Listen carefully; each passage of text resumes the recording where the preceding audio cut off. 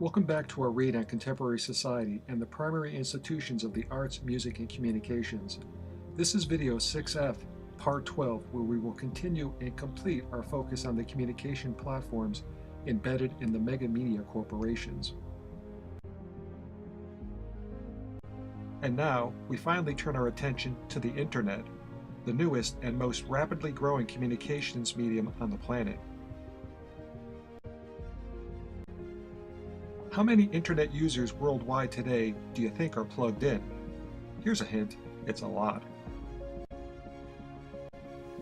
Since 2005, the number of Internet users worldwide have nearly quadrupled.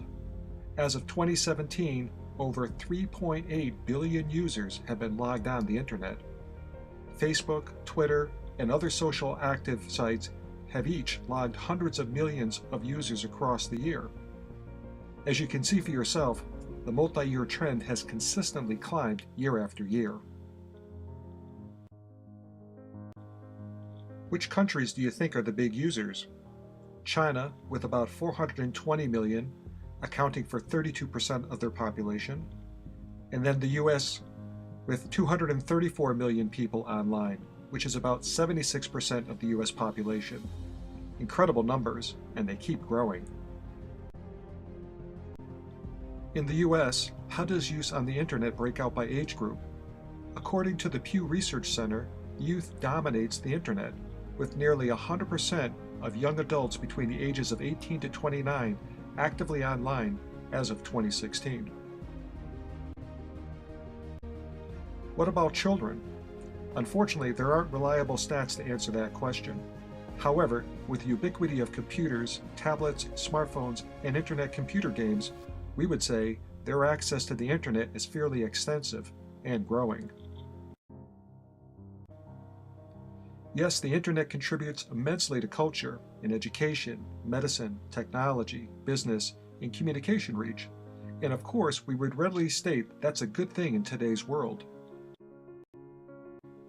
However, we still need to be mindful and vigilant about the darkness of moral relativism, as it seems to find its way to grow over everything good in our culture, corrupting and eroding the positive contributions and potential with deceit, distrust, violence, and vile, and the Internet is no exception. And we see quite clearly how the Internet has its mischief as well.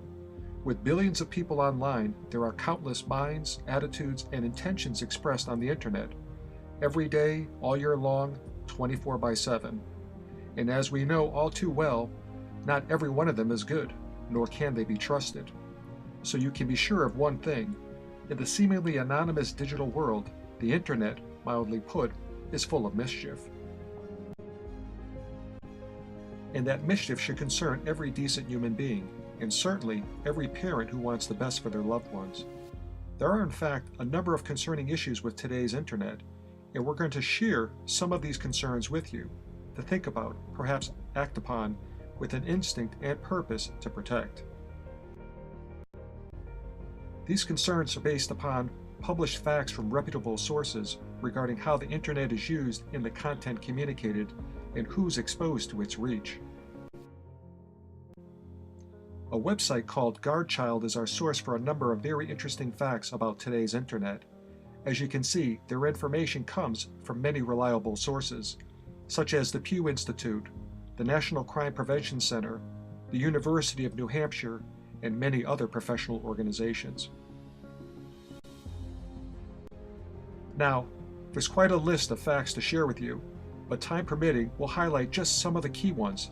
Specifically, we'll call out 9 for your consideration, as each represents a key concern for all of us and our families. First, did you know that 44% of teenagers admitted they've watched something online which their parents would not have approved of? How about 22% of teenage girls saying that they've posted nude or semi-nude photos or videos of themselves online? Or 3, the largest group of Internet porn consumers are children ages 12 to 17. That one is a concerning stat. 70% of kids ages 8 to 18 have accidentally encountered online pornography. very often by entering an innocent search term while doing their homework. Law enforcement, the FBI, estimates that more than 50,000 sexual predators are online at any given moment, and 96% of teens use social networking applications such as Facebook, MySpace, chat rooms, and blogs. And for our last three internet stats, an estimated 725,000 children have been aggressively asked for sex, defined as an offer to meet in person. The FBI reports a 2,000% increase in the number of child pornography images on the internet since 1996, and 1 in 5 youths ages 10 to 17 have received a sexual solicitation or were approached online. Cyberbullying amongst youth is a huge issue, and it starts as young as age 9. Based on some studies, over 42% of kids have been bullied online, 35% of kids have been threatened online, and some say cyberbullying may be harder on victims than physical beatings. As we shared earlier, sexting is another significant concern. Do you realize that 48% of teens have received a sexually suggestive message, and 39% of teens have sent a sext? Internet pornography.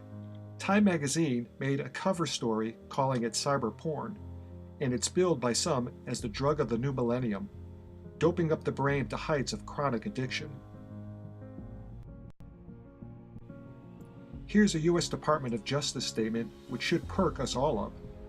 Never before in the history of telecommunications media in the United States has so much indecent and obscene material been so easily accessible by so many minors in so many American homes with so few restrictions.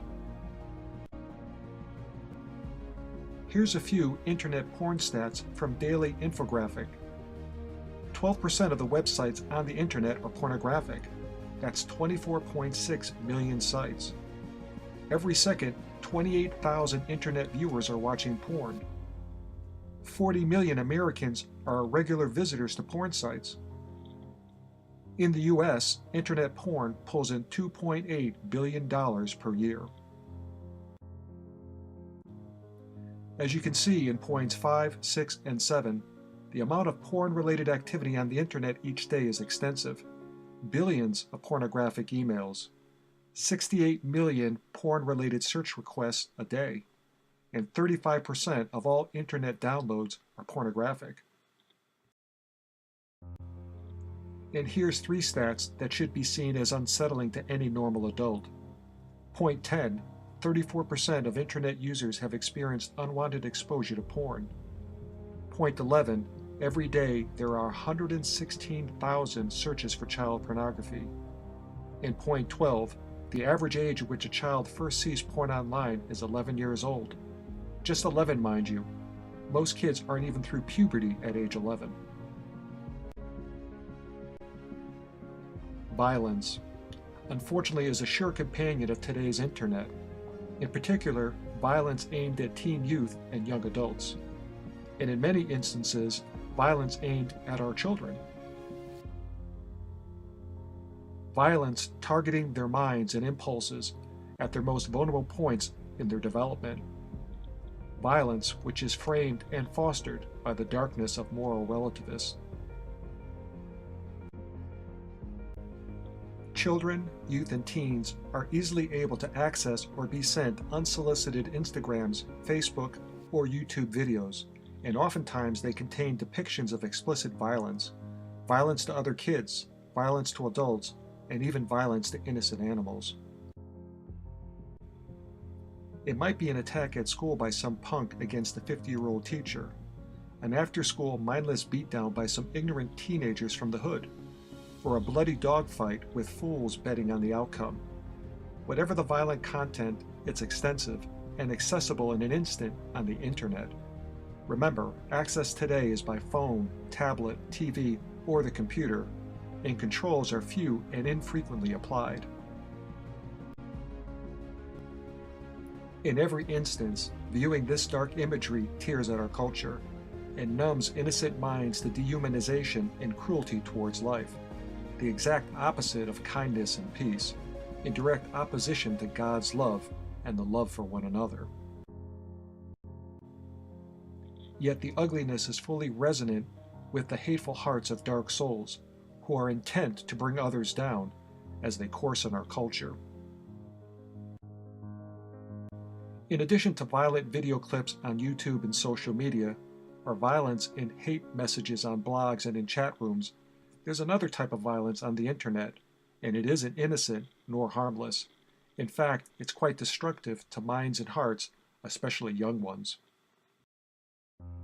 The violence we're referring to is one that is marketed for money, and the product of big business, producing billions a year in fact, and distributed across the world. And it's a violence growing in both content and revenue year after year. It's popular especially with children and young adults, and an increasing body of mind and social research is showing this violence is highly addictive and can be injurious to people's short and long-term psychological development and social behavior. We are of course referring to violent video games. The games, and there are many of them today, sit on the internet and are frequently accessed online by computers or smartphones or tablets, and these games are particularly notorious for their gratuitous violence. Estimates are that as many as 90% of popular games which are out there have violent content. For twisted fun or energizing hatefulness, these games and this type of content is out there, and may well be finding its way into your child's life. In fact, the probability is high for the two to connect. Widening youth's reach to the violence, the murderous, and evil at any time of the day, charging them up with toxic energy for bloodshed, savagery, and killing, doping up their minds with conviction towards mayhem and death, and away from life values and God. Time magazine headlined in August of 2016, "Why We're Losing the Internet to the Culture of Hate." You can simply replace the word hate with moral relativity, and the points the article make would be unchanged. The Time article is really about how trolls are ruining the internet. Written by Joel Stein, an internet troll is a large part of the internet sewage, clogging up websites, social media, and clinging to blogs, made up of people who spend an inordinate amount of time on the internet spewing discord and bad frequency to others. Wikipedia defines an internet troll a little more specifically. All said, a troll isn't a nice person, nor a contributor to the web world. An internet troll is very much part of the eroding culture of hate on the internet. Stein makes two very clear and accurate points. First, he says how they are, referring to the trolls, are turning the web into a cesspool of aggression and violence. Stein also notes as a caution to all of us, saying, "What watching them is doing to the rest of us may be even worse." One last character defect of today's global internet is ideological bias. Given the size and pervasiveness of the modern internet in society and communications, any systematic bias on the internet platform is a serious concern. And the bias reveals itself in some of the biggest internet companies, which enormously influence how people get, receive, and view content, where of course the ideological bias leans left and pointedly liberal, despite the available conservative content and viewpoints, which are unfairly given less weight on the internet. The bias occurs mostly in the big search engines like Google, reflecting either the owner's prejudice or that of upper management and the programming gurus, who designed the search engine software algorithms. NBC reported in July of 2016 how a Google search for presidential candidates at the time produced Hillary Clinton, Bernie Sanders, and Jill Stein, but not Donald Trump. Google's algorithm didn't include the Republican candidate. How convenient for the Democrats, and even more convenient for left-wing liberals. We also heard very similar criticism about Facebook, where there were many rumors that Facebook censored or downranked conservative news content. But these rumors gained traction when the tech site Gizmodo advanced them in a May 2016 article. As reported by CNN, in the article it was reported that Facebook news curators actively and purposely suppressed right-wing news content solely for ideological reasons. The article went on to explain how Facebook workers routinely suppressed news stories of interest to conservative readers from the social network's influential trending news section, according to a former journalist who worked on the project. This individual said that workers prevented stories about the right-wing CPAC gathering, Mitt Romney, Rand Paul, and other conservative topics from appearing in the highly influential section, even though they were organically trending among the site users. Several former Facebook news curators, as they were internally known, also told Gizmodo that they were instructed to artificially inject selected stories into the trending news module, even if they weren't popular enough to warrant inclusion, or in some cases weren't trending at all. A real problem with these companies is allowing any such type of bias in their systems to occur, be it liberal or conservative in weight. The problem is simply the threat it creates to how people get or don't get information they're looking for. The filtering, false steering, whatever you want to call it, is dangerous to truth. And it simply is alarming in a free society, and it strikes at the very heart of a key American liberty. The liberty to have free speech, inclusive of thinking, and the inherent right to pursuing our happiness are constitutional rights that should not be abridged nor chained to technical manipulation and deception at the hands of faceless technocrats, steering us into corners of deception and falsehood.